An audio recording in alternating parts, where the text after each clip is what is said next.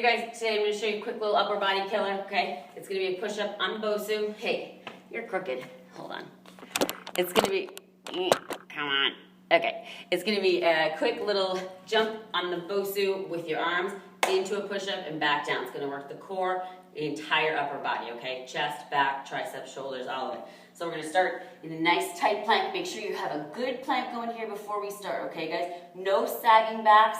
That's going to end up painful tomorrow. So nice solid plank here. We're going to do a big jump up.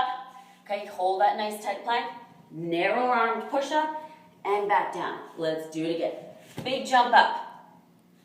Push up. Back down. And again. Big jump up. Nice plank.